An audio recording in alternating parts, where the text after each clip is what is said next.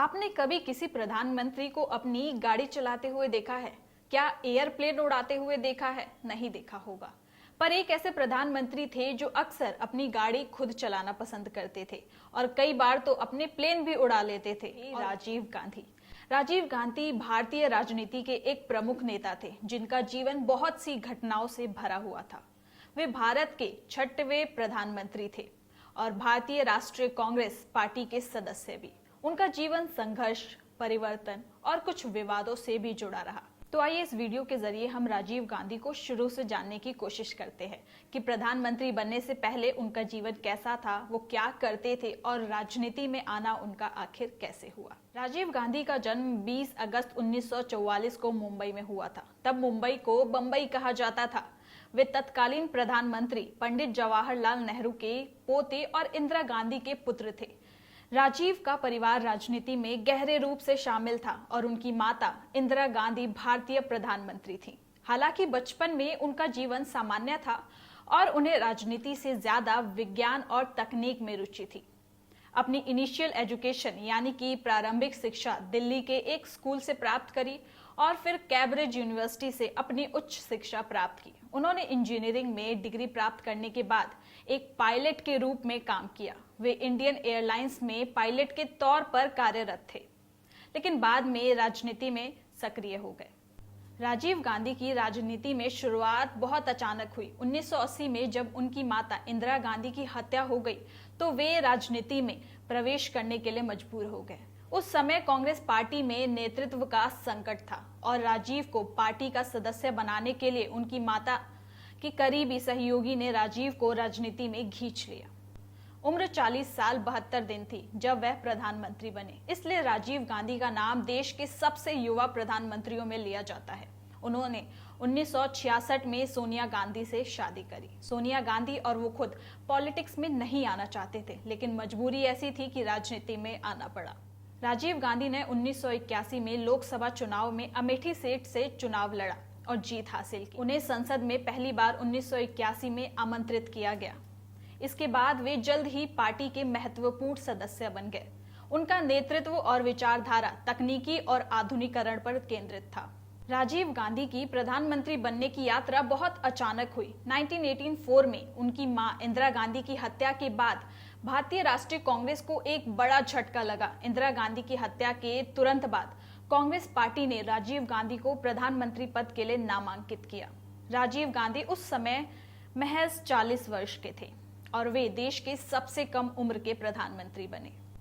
राजीव गांधी ने प्रधानमंत्री बनने के बाद भारत में कई सुधार के दिशा में कदम बढ़ाए। उनका ध्यान मुख्य तौर पर तकनीकी उन्नति, शिक्षा और प्रशासनिक सुधारों पर था। वे चाहते थे कि भारत को एक आधुनिक और प्रौद्योगिकी प्रेरित राष्ट्र बनाया जाए। राजीव गांधी ने प्रधानमंत्री बनने के बाद कई अहम योजनाओं की शुरुआत की। संचार और सूचना तकनीक में सुधार। उन्होंने दूरसंचार और कंप्यूटर टेक्नोलॉजी के क्षेत्र में सुधार किया और देश में सूचना क्रांति की नींव रखी। उन्होंने सूचना और प्रौद्योगिकी को बढ़ावा देने के लिए कदम बढ़ाए। राजीव गांधी ने शिक्षा के क्षेत्र में कई पहल किए, जैसे कि राष्ट्रीय शिक्षा नीति 1986, जिसका उद्देश्य शिक्षा को आम जनता तक पहुंचाना था। उन्होंने भारत को तकनीकी दृष्टिकोण से मजबूत बनाने के लिए कई कार्यक्रमों की शुरुआत की। उन्होंने भारतीय उद्योगों को निजी क्षेत्र में उदारीकरण का रास्ता दिखाया और विदेश निवेश को आकर्षित करने की कोशिश की।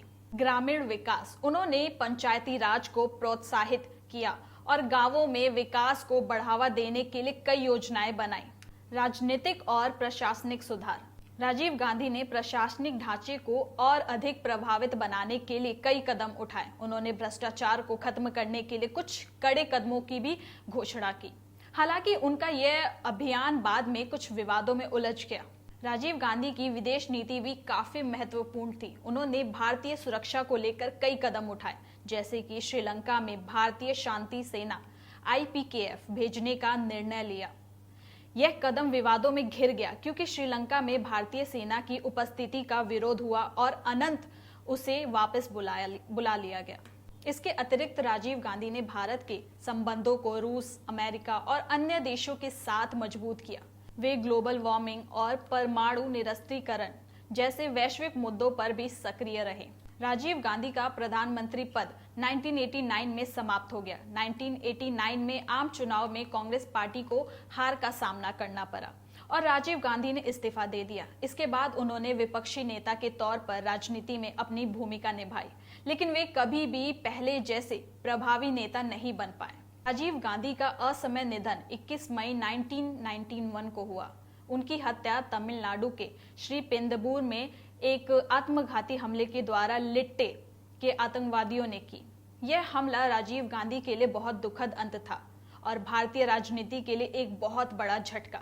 उनकी हत्या के बाद उनकी राजनीति और विचारधारा पर कई सवाल उठे, लेकिन वो हमेशा से विकासशील भारत के पक्षधर के रूप में याद किए गए। राजीव गांधी का जीवन भारतीय राजनीति में एक महत्वपूर्ण अध्याय है। उन्होंने भारतीय राजनीति में युवा नेतृत्व की एक नई परिभाषा दी और प्रमुखता दी। हालांकि उनका प्रधानमंत्री कार्यकाल विवादों से भरा रहा, लेकिन उनकी नीतियां और सुधार भारतीय समाज और अर्थव्यवस्था के विकास में महत्वपूर्ण साबित हुआ। राजीव गांधी को आज भी उनके प्रयासों, उनकी दृष्टि और उनके योगदान के लिए याद किया जाता है।